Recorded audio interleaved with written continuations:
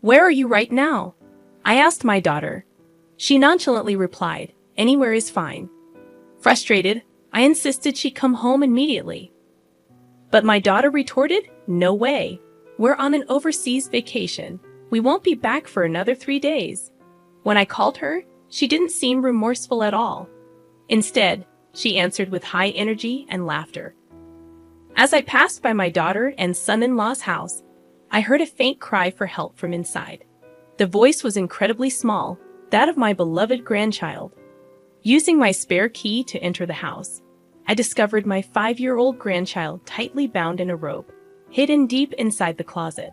My daughter and son-in-law had exposed my precious grandchild to danger, and the consequences were severe. Fueled by anger, I resolved that my daughter and son-in-law must be held accountable, no matter what. My name is Mary, and I am a grandmother. Lately, the chilly weather has kept me indoors, making me feel quite lonely. You see, my husband passed away several years ago, leaving me to live alone. His death was truly heartbreaking, and the loneliness persisted for a long time. However, there's something that brings me joy now. My kindergarten-age grandchild, Mia. Over the past few years, I haven't seen my daughter Samantha and her husband Michael very often. The frequency of our visits decreased significantly after Mia was born. But despite being a somewhat absent grandmother, Mina has grown very fond of me. Occasionally, she'll say, "I love you, Grandma." Each time she does, my heart swells with affection. As a result, I find myself buying her various things and even sending her allowances. People around me recognize this as grandma spoiling, but I have no regrets. Mia is my one and only grandchild, a precious presence that cannot be replaced. Right now, my love for Mia fills my heart completely. However, I also have concerns revolving around my daughter and son-in-law's parenting approach. Frankly, Samantha tends to prioritize her own needs over those of her child, and Michael, her husband, doesn't seem particularly attached to Mia. When I raised Samantha, I believe I showered her with affection, just as my late husband did. That's why, deep down, I want to voice my complaints about Samantha's current family situation. On the other hand, I hesitate to interfere in their parenting decisions. Honestly, anything I say would likely be unwelcome, and they probably wouldn't listen. Moreover, if Samantha's stress from being scolded by me were to inadvertently affect Mia, it would be disastrous. So despite my conflicting feelings, I've decided not to meddle too much in their parenting choices. Although it's lonely not seeing Mia often, I know that if necessary, I can still visit her. Currently, they reside in the house where my late husband and I used to live. After his passing, managing the spacious home alone became overwhelming, so I handed it over to them. That's why I also have a spare key. Sometimes, I find myself thinking that I'd like to visit their home and see Mia, even if it's just spontaneously. One day, I had the chance to pass by my daughter and son-in-law's house after a long time. Since their home is quite a distance from where I currently live, I rarely visit on my own. However, there was a reason I decided to go there that day. I had been invited by a friend who lives in the neighborhood. This friend happened to be a classmate from middle school, so I assumed we would reminisce about old memories. Little did I know that the conversation would take a much more serious turn. "Mary, do you really know about Maya?" my friend asked. "Of course, she's my granddaughter. How could I not know?" I answered matter-of-factly, unaware of my own ignorance. "No, that's not what I meant. Could it be that Mia is experiencing abuse?" My foolish voice blurted out instinctively. "What do you mean?" I decided to listen to my friend's detailed account. However, as I heard the story unfold, feeling increasingly uneasy after hearing everything, I collapsed onto my knees. To think that Maya had been going through something like that without my knowledge.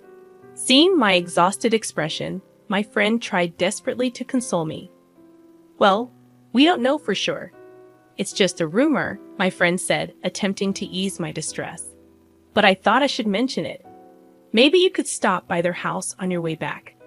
According to my friend, Samantha and Michael have been frequently going out early in the morning and returning well past midnight. Of course, they didn't take Mia with them. As a result, there was a neighborhood rumor that they left their child behind to go out as a couple. Additionally, some people noticed Maya spending long hours on the balcony, and concerned neighbors who tried to talk to her were usually met with Samantha's baffling response, "She's fine. My daughter just loves the balcony." Hearing this, I couldn't help but think that my daughter and son-in-law might be capable of such behavior. "Well, I believe I raised Samantha properly. I can't fathom where things went wrong," I muttered, feeling a mixture of confusion and disappointment. My friend advised me to check on Maya's well-being as well. So with my hands trembling slightly, I left the house promptly and headed toward my daughter and son-in-law's home. As I pressed the doorbell, there was no sign of anyone coming out, only the sound of the chime echoing. "Are they not home?" I muttered, about to leave the premises. However, at that moment, I thought I heard something. "Help!" The word was faint, and my hearing had deteriorated lately, making it challenging to catch soft sounds. Unable to discern it clearly, I addressed the noise. "Is someone there?" There was no response. Maybe I had misheard, I thought, as I turned away from the house. But finally, I distinctly heard the plea, "Help." My spine chilled. The source of that desperate cry could only be Nia. As a doting grandmother, I couldn't possibly have misheard. Given the circumstances, my daughter and son-in-law were likely out somewhere. But even if they left their child alone, why would she be calling for help? My mind raced to the worst possibilities, and I swiftly used the spare key to enter the house. "Nia? Nia, where are you?" My voice echoed through the house, and from not too far away, I heard Mia's reply, "Grandma?" "Yes, it's Grandma." "I'm here, Grandma." Maya informed me that she was inside the closet. My worst fears had come true. Mia was left bound in a tight coil of rope inside the closet. Mia. How could this happen? Desperate, I clawed at the rope, trying to free her as quickly as possible. But the knots resisted my efforts. The constriction was severe, leaving faint marks on Mia's skin. I grabbed nearby scissors and managed to release her from the restraints. "Grandma, are Mom and Dad not here?" Mia's voice trembled, resembling a fledgling bird frightened by an external threat. "They're not here, but it's okay. You're safe now," I assured her. As I spoke, Mia flung herself into my arms, tears streaming down her face. My wet, shoveled clothes didn't matter. My daughter and son-in-law had gone too far. They had crossed a line that should never be crossed. Suppressing my trembling anger, I held Mia gently, looking at her frail body once more. I noticed she had grown even thinner, weakened from likely not eating properly for days. The marks from the rope on Mia's body were vivid, resembling bruises. These might take a while to fade. My anger surged uncontrollably, and I dialed Samantha's number. After a brief pause, a sluggish voice came through the phone. Hello?" Her tone hinted at intoxication. It was inconceivable that she would be drinking while her own daughter was in such a weakened state. Suppressing my volcanic rage, I spoke in an icy tone. "Where are you right now?" "Anywhere is fine." She didn't seem remorseful. Instead, her high spirits grated on my nerves. "Samantha, answer truthfully. Where are you?" Perhaps sensing my seriousness, she finally revealed their whereabouts. "We're on a family vacation abroad." Why a family vacation? Yet they left Mia locked in a closet. How could this be a family trip? I pretended to be fooled by my daughter's talk of including Mia. My daughter's mood was somewhat lowered, but her annoyance at my biting remarks showed through the nuances of her words. "Regardless, come home immediately." "Why? It's a special family vacation. We won't be back for another 3 days, of course." I hadn't anticipated their immediate return, but when I heard the truth directly from my daughter, it ignited a firestorm of anger within me. Just as I was about to voice my thoughts, Samantha abruptly ended the call with a dismissive "busy." Her cavalier attitude towards neglecting her own child for personal enjoyment filled me with intense contempt and disgust. To think that such despicable behavior came from my own daughter. I found myself regretting my parenting decisions and feeling a profound sense of apology towards my late husband. Amidst this whirlwind of emotions, my composure returned when I saw Mia gripping my sleeve, her worried expression pulling at my heartstrings. Mia was visibly weakened, prompting me to rush her to the hospital. The doctor confirmed that she was on the brink of severe malnutrition, though her life wasn't in immediate danger. I felt a wave of relief knowing that Mia was safe, at least for the moment. However, my anger towards my daughter and son-in-law flared up. Their actions had endangered my precious grandchild, and the consequences were severe. I was resolute in my decision that they must be held accountable, regardless of the circumstances. Discovering the extent of my daughter's actions was truly heart-wrenching. She had never displayed such extreme behavior before. While neighborhood gossip hinted at mild mistreatment, I knew my daughter wasn't foolish enough to jeopardize so much. The thought of Mia being genuinely abused filled me with dread, considering the potential ruin it could bring upon Samantha and Michael's lives.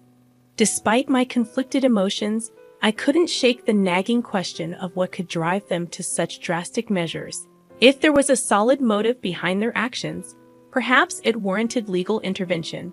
So, despite the painful memories it stirred, I resolved to seek a detailed account of the situation from Mia. She hesitantly began to share. I witnessed Mom bringing home a man I didn't recognize, and the implication was clear. Samantha was likely involved in an affair. My anguish deepened as Mia continued her account. I thought he might be Dad's friend, so I innocently asked, "But Mom?" Furious, piecing together Mia's story, it seemed highly probable that Samantha was indeed having an affair. Facing exposure, she resorted to extreme measures like this. With all the puzzle pieces fitting, I took action. I contacted lawyers and authorities to prepare for justice against the couple who hurt my dear Mia. When I assured Mia that I'd protect her, she tearfully said, "I want to live with Grandma." Moved by her words, I made a solemn vow. I'll be there for her no matter what lies ahead. 3 days had passed, and my daughter and her husband returned from their trip, still basking in the afterglow of their otherworldly experiences. "Let's go on another trip together," they suggested. Of course, as they inserted the key into the lock, an unsettling feeling washed over them. No matter how much they turned the key, the door remained stubbornly shut. Samantha puzzled over it, muttering, "Wait, am I doing something wrong?" Equally perplexed, Michael asked, "What's going on?" Samantha's frustration grew as the key refused to cooperate. She glanced downward and saw a sign that read "For sale." Michael followed her gaze and was equally shocked. "What on earth is happening?" he exclaimed. Both of them stood there utterly bewildered. Then it hit Samantha, the person responsible for this bizarre situation. "That old hag," she exclaimed, grabbing her phone. Samantha dialed the number registered as "annoying old lady." "Hello." My voice, slightly high-pitched, echoed through the phone. Samantha erupted in anger, venting her frustration. "What the hell? Why is our house listed for sale? Did you do this? It's unbelievable." I chuckled, but the laughter didn't come from the phone. It emanated from behind her. When Samantha turned, she saw me wearing a triumphant smile. "I'm disappointed in you," I calmly reproached her. "I've always had doubts about your parenting style, but I never imagined it would come to this." "Huh? What are you talking about?" Samantha's voice trembled with confusion. "You claimed you were on a family vacation abroad, right? Isn't Mia supposed to be with you?" I pressed, noticing her husband's absence beside her. Samantha panicked and stammered. "Well, Mia went to a friend's house to deliver souvenirs," she blurted out. "Really?" I responded, beckoning Mia, who had been hiding behind me. She clung to my legs, and Samantha's face turned pale. "Mia, why are you here?" Samantha asked, her voice faltering. "You bound Mia with ropes and locked her in the closet. You're truly despicable. Why would you do such a thing?" I accused, my disappointment turning to anger. Samantha, realizing she was caught, tried to justify herself. "What do you know? Parenting is tough. Sometimes you have to discipline kids like that to teach them. Indeed, parenting is challenging. If only my foolish daughter had followed your example, maybe she'd be a slightly better person. I laced my words with sarcasm. Samantha fell silent, while Michael, usually quiet, voiced his frustration. Why sell the house? What's going on? When you took over the house, you never changed the ownership. So legally, this house is still mine. As the owner, I can sell it if I want, I explained, watching Samantha tremble. So where are we supposed to live now? She asked, her voice tinged with fear. Disheartened, the couple failed to express concern for their child. Don't you worry about your own child? My stern tone made them uneasy. Well, Lena is under your protection, right? No problem, I sighed, their indifference infuriating me. Samantha's words left me speechless, but there was something. Reluctantly, I needed to convey the situation. While Samantha and Michael were gallivanting, I explained everything to Child Protective Services, lawyers, and the authorities. Custody had been transferred to me. Their expressions didn't darken. Instead, they seemed oddly pleased. Really? So we don't have to deal with parenting anymore? Fantastic. Occasionally, you do something good too, Samantha remarked, her tone flippant. Michael remained silent but nodded in agreement. However, I knew that sharing this news would put them in a good mood. So, with the intention of finally retaliating, I spoke up. Well, it's not that easy for custody to change, right? You're not foolish, so you can imagine that much, I said pointedly. Despite my words, the couple seemed oblivious to the gravity of the situation. I continued, I merely consulted with Child Protective Services, but they deemed this incident quite serious and contacted the police. Their faces turned pale rapidly. I smiled sweetly and added, You too should reflect on your actions in prison. Samantha protested, Wait, what's going on? This is bad. We need to escape. Michael, usually quiet, snapped, Calm down. It's not like they're coming for us right away. Both of them seemed irritated, so I decided to add fuel to the fire. By the way, Michael, the reason Samantha locked me up this time is because her affair was about to be exposed. I revealed. Michael's face momentarily showed confusion, but then he blushed furiously and lunged at Samantha. What do you mean you were having an affair? Calm down, this old hag is just making things up. Samantha tried to soothe him, but Michael remained visibly agitated. Ignoring their squabble, I continued, and guess who Samantha's affair partner was? James, her high school classmate. You know, the guy who lives nearby. Samantha's expression tightened. How do you know all this? She had inadvertently admitted to the affair herself, and Michael was now berating her with fury. Seeing his rage, I found it somewhat amusing, but I wasn't done yet. By the way, James is married. His wife was furious when she found out. She even threatened to sue for damages, I added calmly. Samantha fell silent, understandably so.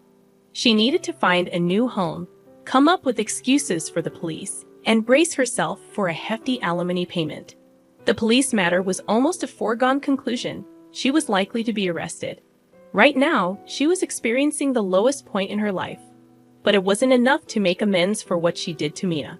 So, I decided to deliver one final significant punishment. I actually hired a lawyer to investigate various matters. It turns out that Samantha had been using the money I sent for Mia's support. There should have been hundreds of thousands of dollars saved up, but you two seem to have spent it recklessly. Even the recent trip expenses were covered, it seems, I said, looking at Samantha, who appeared defeated. Michael, who had lost his composure until now, reacted slightly to my words. I've been inconvenienced too, so I'll be making a claim, I added with a touch of irony. Upon hearing my final statement, Samantha finally snapped and began berating me. How could you do something so terrible to your own daughter? Unbelievable. You're an utterly hopeless parent, she retorted. I could say the same about you, I countered. Samantha's anger flared, but she had brought this upon herself. I never imagined my own daughter would stoop to such levels. In the end, the couple was found guilty of child abuse and sentenced to prison. It was ironic that they had previously talked about separating due to Samantha's affair. Yet now they were both headed to jail. The alimony claims resulting from the affair, along with the repayment for accusing my financial support, left the couple drowning in debt. Michael lost his job due to the guilty verdict, and with no substantial income, they faced the daunting task of repaying this significant sum. It was a complex mix of emotions, but they had brought it upon themselves. I hope they reflect and learn from their mistakes. On the other hand, I am enjoying my new life with Mia. Initially, she struggled to adapt to living alone with her grandmother, and the lingering anxiety from her past abuse weighed heavily on her. However, as our neighbors and I treated her kindly, a glimmer of brightness returned to her expression. Mia often says, "Thank you, Grandma, for helping me. It's only natural to assist her given the circumstances. And I'd also feel sorry for not being able to help until it got to that point," I reflected. Her sincere smile when she expresses gratitude warms my heart. My remaining days will be filled with time spent with Mia. Though they may not be long, I approach each day with hope and joy.